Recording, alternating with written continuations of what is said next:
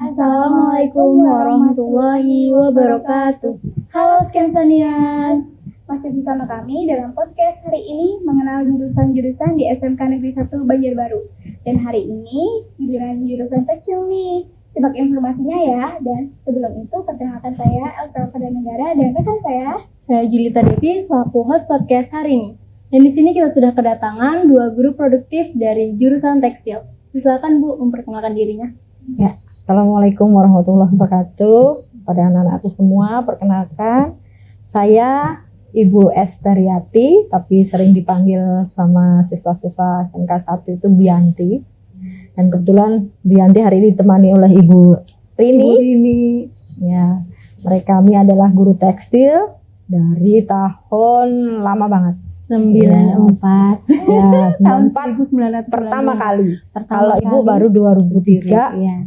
masuk ke SMK Negeri 1 Banjarbaru. Makanya Ibu bawa Bu Rini untuk bisa tahu bagaimana sejarah berdirinya tekstil pertama kali ada di SMK Negeri 1 Banjarbaru. Oke, nggak usah lama-lama, kita langsung aja tanya-tanya ya.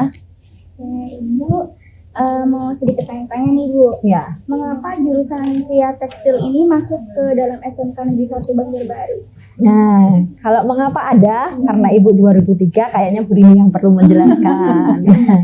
Jadi, kenapa ada nih Bu Rini? Ini mesti tahu nih jurusan Kria Tekstil ya, jurusan kalau dulu sekolah menengah industri kerajinan namanya SMIK singkatannya Ya, SMIK, kita berdiri itu pertama kali namanya SMIK ya Bu ya. Bukan SMK dulu, sekolah menengah industri kerajinan. Jadi banyak potensi daerah ini yang perlu dikembangkan, seperti di daerah Amuntai juga ada sumber daya kayu, banyak kayu berlimpah. Jadi muncullah jurusan kayu yang pertama kali tahun 1994 adalah jurusan kayu. Kemudian baru tahun 1996 baru tekstil muncul. Jadi dua jurusan itu yang jurusan paling tua. Kemudian berlangsungnya tahun, jadi semuanya dijadikan SMK. Nah ini SMK 1 Banjarbaru. Sampai ada 8 jurusan di sekolah kita. Jadi ada 4. Perlu diketahui oleh siswa kenapa SMK 1 dulunya berdirinya namanya SMIK, dari kemudian berubah menjadi SMK Negeri 1 tahun 2000 berapa, dari 2000 semua sekolah 2000 jadi SMK tahun semua. Ya, tahun 2000 baru berubah menjadi SMK Negeri 1 Banjarbaru. Perubahan nama. Oke Bu, kalau tahun berapa jurusan kreatif tekstil ini masuk ke dalam jurusan di SMK Negeri 1 Banjarbaru? Itu tadi 96. 96. Iya, 96. Kalian aja belum lahir. Iya, belum kan? Jurusan logam, Iya. nyusul jurusan keramik. Jadi ada 4 jurusan kria. Ya, karena sekolah kita memang sekolah menengah industri kerajinan. Jadi tekstil itu baru 96. Pertama berdiri SMIK ya. SMIK itu berdiri adalah kayu, hanya satu jurusan kayu. Kemudian tekstil, ya. logam, kemudian keramik ya. Ya. Kebetulan Bu Yanti baru masuk kan 2003 sebagai kepala bengkel. 2003 sampai sekarang berapa ya mas kerjanya? Lumayan, hitung sendiri. Lumayan. Ada alasan khusus nggak buat Ibu ini kenapa memilih menjadi guru di jurusan tekstil? Kalau Bu Yanti nasib. Kalau Bu Yanti takdir dan nasib. Kalau Bu Rini, Ibu dulu jurusannya logam di IKIP Negeri Yogyakarta logam. Semuanya diajarkan sih di situ. Kemudian di PPG logam, tetapi mikir-mikir karena wanita ya. Kalau logam kan ngelas asetilen bluk kayak gitu, kaget. Tekstil aja di situ, ada membatik, menjahit, ada makram dulu, kemudian nenun, ada sablon. Nah, jadi pilihlah seorang wanita kan cocoknya mungkin lebih urusan rumah tangga ya. Jadi bisa mengisi rumah dengan yang indah lah, hasil kerajinan yang indah. Iya. Kalau Bu Yanti sendiri sih ngajar tekstil nasib takdir, karena dari masuk ke SMK 1 tuh awalnya bingung, mau masuk kayu nggak bisa ngetam, mau masuk logam nggak bisa ngetam. 2003 satu-satunya yang Ibu bisa adalah menjahit. skill ibu menjahit. Satu-satunya yang bisa menampung adalah tekstil. Ya akhirnya ke tekstil. Jadi di Seperti rumah itu penuh dengan kerajinan. Taplak meja bikin sendiri, sarung bantal bikin sendiri, ukiran nama suami ya, nama kepala rumah tangga itu bikin sendiri, lukisan di dinding dari logam, keramik semuanya bikin sendiri, semuanya pokoknya full kerajinan. Iya. Banyak manfaatnya Iya, karena bisa. iya. Jadi keren sih. Logam barang membuat apa pot-pot. Nah ya itu. Bu, dalam jurusan tekstil itu sendiri apa aja pelajaran-pelajaran produktifnya nih Bu? Nah, kalau untuk tekstil, ini perlu diketahui semua ya. Tekstil itu memang ada jahit, ya anak-anak. Tapi jahitnya bukan jahit busana, atau karena pakaian. nanti jurusannya busana bisa beda sendiri. Jahit tekstil ini artinya kita membuat jahitan untuk perlengkapan rumah tangga atau kebutuhan yang kekerajinannya. Iya. Kria, makanya namanya kria tekstil. Itu jahitnya yang berhubungan dengan kerajinan. Sarung bantal, Nah, untuk kompetensinya di jurusan tekstil itu ada satu, yang pertama adalah nanti dasar-dasar itu semuanya dari menggambar, kemudian tinjauan seni itu dasar-dasarnya, desain. ya desainnya, kemudian dasar kekriaannya, membuat benda-benda kecil secara skala kecil. Nah, kalau kompetensi pokoknya nanti adalah pertama adalah batik ya, yang pertama kan batik, kemudian jahit. Kemudian yang ketiga itu ada tenun, yang keempat ada sablon, dan yang terakhir adalah kewirausahaan, produk dan kewirausahaan. Jadi menghasilkan dari semua ini dijadikan produk, kita pasarkan. Harus bisa memasarkan barang. Layak jual, harus layak pakai. Layak jual, layak pasarkan. Itu kompetensinya, perlu diketahui itu aja. Iya. Kalau di jurusan tekstil itu sendiri ada kegiatan membatik bersama-sama kah Bu, muridnya, gurunya gitu? Maksudnya membatik yang seperti apa? Sama-sama itu. Bikin batik, membatik. Ya, kalau membatik memang wajib kan, sudah di pelajaran itu. Kita jurusannya sekarang ya, mulai 2017 berubah menjadi kreatif batik dan tekstil. Dulunya kria, desain dan produktif kria tekstil saja. Desain dan produksi kria tekstil. Kemudian kurikulum 2017 menjadi berubah produk kreatif batik dan tekstil. Karena batik kenapa dimunculkan di nama istilah itu? Karena satu, kompetensi kita wajib batik. Kemudian batik itu asli kerajinan Indonesia, dan itu sudah dipatenkan bahwa nama BATIK itu produknya Indonesia, nggak bisa dibohongi. Kita sudah dipatenkan internasional, kita sudah diakui. Jadi bangga.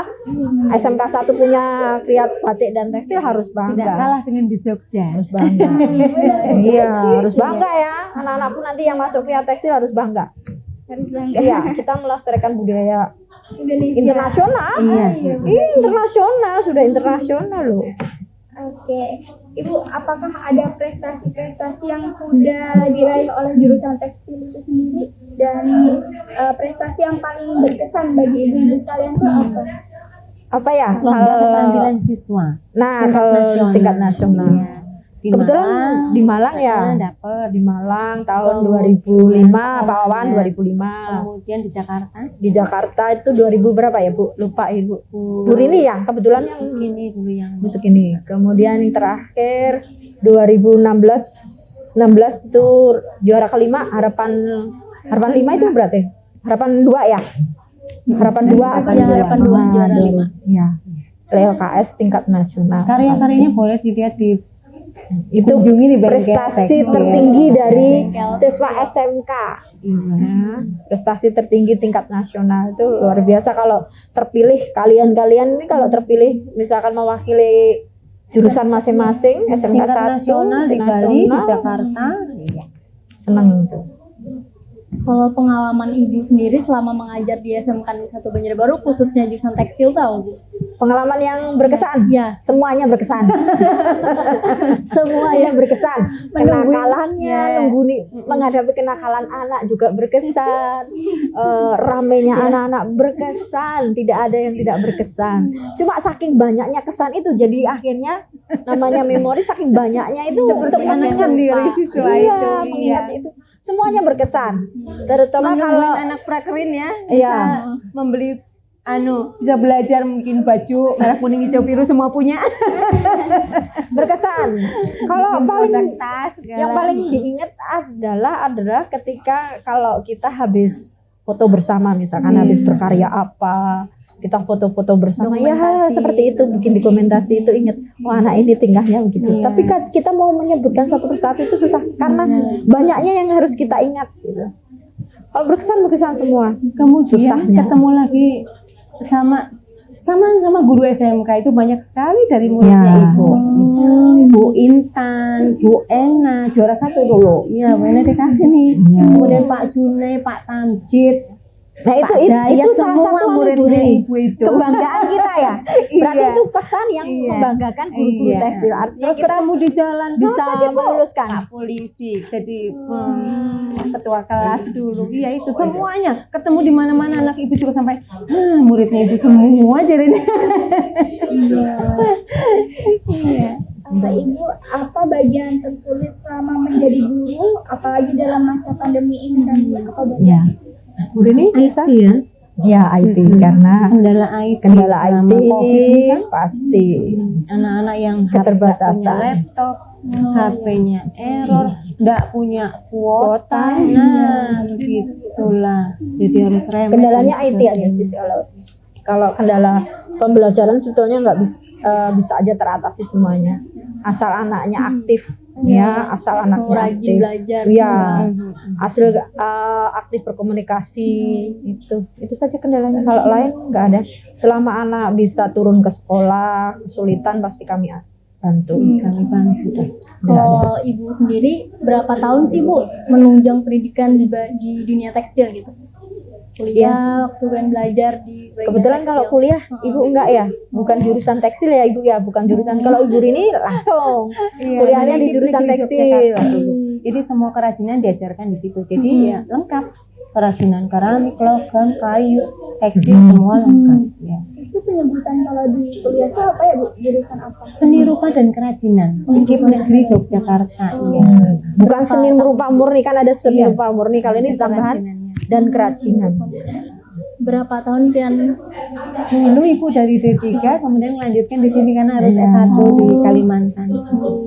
Tapi sekarang harus linear, semua harus kalau dari kerajinan ya harus dari seni rupa.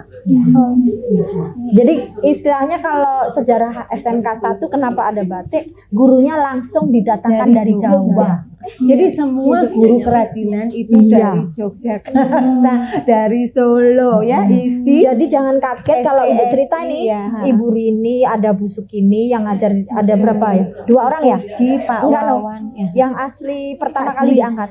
Pak Ya, untuk Dwi. tekstil. Ya, ya. Bu Rini dan Bu Sukini Ya. itu tidurnya di bengkel tekstil. Karena dari Hotelnya Jawa di bengkel datang ke tekstil. sini, belum punya, nggak tahu apa-apa, ya tidurnya di bengkel tekstil selama 1 tahun. Iya. 2 tahun. Jadi jangan kira di tekstil itu dulu nggak pernah jadi kos-kosan, itu jadi kos-kosan. Hotel. Oh, iya. Hotel. Jadi sangat berkesan. Jadi kayak rumah sendiri sudah. Lingkungan kerja itu kayak rumah sendiri. Ya, ini yang paling penunggunya paling sore nih pulang. Bisa sampai jam 6. Nunggu Iya. bengkel tekstil. Ya. Oke Bu, hal yang menjadi daya tarik bagi Ibu sendiri tuh dalam menjadi guru selama ini. Hal yang menarik, Ya. sukanya adalah ibu merasa happy. Karena happy itu membuat kita sehat. Ya, membuat kita sehat. Walaupun pekerjaan itu sebetulnya banyak, Iya. tapi kita enjoy Administrasi dengan pendidikan. dengan apa ya? Dengan passion itu ibu enjoy. Dengan capeknya orang membatik, capeknya orang membuat sasirangan ya. Tapi ibu enjoy. Jadi happy, kalau sudah bawaan happy itu di wajah juga nggak rasa tua. Nggak Terus kerasa. kumpul dengan kalian, kita bisa juga ketawa seperti kalian yang masih muda, masih bisa jingkrak-jingkrak, masih bisa teriak-teriak gitu. Jadi Kalau ibu sambil berkreasi, jadi kehidupan ibu, rumah ibu di bengkel juga penuh dengan suasana yang indah, penuh dengan kerajinan ya. lihat-lihat kalian yang berprestasi itu senang sebetulnya. Lihat ya jiwa panggilan so. Memang ibu ternyata dulu juga waktu SMA saya usahakan bisa nggak jadi guru. Waktu itu nggak ada bayangan jadi guru, nggak mau jadi guru. Tapi kalau memang panggilan hati itu nggak bisa ditolak. Ternyata takdir mengarahkan ke sana. Gitu. Melihat kalian, oh ini nanti penerus-penerus bangsa, itu bikin bangga itu sudah melihat kalian menyelesaikan sekolah itu sudah jadi kebanggaan kami. Jadi anak yang periang, ketawa kayak gini, ya aktif, udah jadi kebanggaan seorang guru bisa menghasilkan siswa-siswa. Nantinya itu pernah gitu, jadi kenangan kami tersendiri. Berjasa sekali. Ya, untuk menjadi guru di jurusan tekstil itu sendiri, apakah harus mempunyai syarat khusus Bu? Harus bisa batik kah, harus bisa menenun atau gimana? Iya. Syarat Paling- tertentu mungkin. Kalau sekarang karena sistem kepegawaian mengharuskan kita linier dengan pekerjaan kita. Ya, sistem pendidikan di Indonesia bahwa guru sekarang harus kompeten di bidangnya, otomatis di bidang ya yang mau menjadi guru tekstil ya harus mulai dari sekarang. Nanti setelah lulus dari batik harus kuliah di tekstil. Beda dengan dulu, apapun bisa, tapi sistem pendidikan untuk penerimaan guru-guru itu harus sesuai kompetensi. Yang mau nggak mau harus sesuai. Kalau lulus SMK, kalau mau jadi guru batik dan tekstil harus arahnya ke seni rupa dan kerajinan. ada peningkatan guru, Iya. diklat peningkatan guru. Jenjang 1, Iya. jenjang 2, jenjang 3 gitu. Iya. Seperti kalian, nih jurusan apa kalian? TKP bukan nih. OTKP.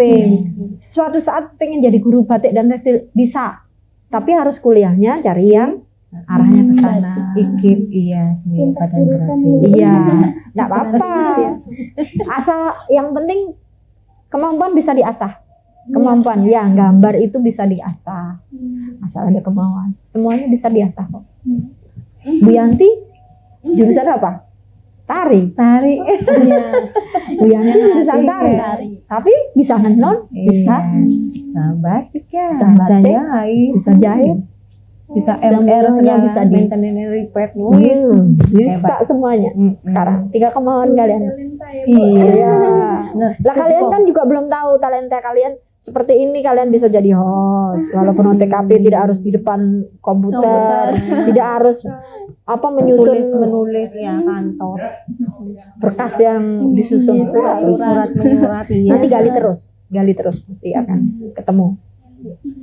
Selama menjadi buruh produktif tekstil di SMK Negeri 1 Banjarbaru, kesulitan apa yang Ibu alami dari aktivitas mengajar? Contohnya kayak praktek itu muridnya susah diatur atau bagaimana, Bu? Kesusahan pertama kalau Bu Yanti adalah peralatan, membagi peralatan dengan jumlah siswa. Ya karena keterbatasan kita terbatas, terutama tenun, alat tenun, kemudian alat cetak saring. Kalau alat membatik kita masih bisa, alat jahit. Nah, jadi kesusahan di situ. Kita mau mengatur bagaimana pembelajaran itu tetap efektif. Yang kedua adalah ketika menemui siswa-siswa yang dalam artian punya problematika keluarga yang anak ini tidak bisa, Sosial ekonomi, ya tidak bisa memilah antara mana tugas sekolah, mana tugas rumah, mana masalah rumah tangga, mana rumah dan tangga. sebagainya. Jadi itu pengaruh ke pendidikan ya. Iya, jadi dua itu sebetulnya kesulitan kita kalau ada tidak terjadi komunikasi antara orang tua, siswa dan guru. Itu mengatasinya bagaimana ya, Bu, kira-kira? Biasanya kita melibatkan wali kelas, kemudian guru PP. Nah, kita cari solusi yang terbaik. Kita Pokoknya cari terbaik solusi. untuk anak bangsa. Sampai ada yang Iya. dicarikan panti asuhan Tuh. karena kasihan banget memang. Jadi kita carikan panti asuhan karena kerjasama institusi pasangan sekolah, second holder lah sekolah jadinya. Iya. Iya. Kita sudah menangani. Ini contoh nih pribadi Bu Yanti. Ada anak sudah mau lulus, udah TA ya Bu, udah mau TA, udah mau UKK. Kemudian mau pamit ampi sekolah. Kenapa ampinya nggak ada yang ngantar sekolah? Akhirnya kita sebagai guru panggilan nih sebagai orang tua. Bu Yanti sudah kita dililan sama orang tua. Antar Sama orang tua jangan sampai anak ini putus sekolah. Jadi bapak tugasnya cuma ngantar ke sekolah, pulang sekolah tugas kami yang ngantar. di ojek Selama 3 bulan Bu Yanti. dianterin ya. Ya diantarin ke rumah. Pokoknya Iya. jangan sampai kalau memang bisa diatasi, kita atasi bersama. Jangan guru yang mengatasi tapi orang tua tidak ada. Jadi harus ada. Sama-sama. Kayak gitu ya. Jadi semua komunikasi, terutama komunikasi.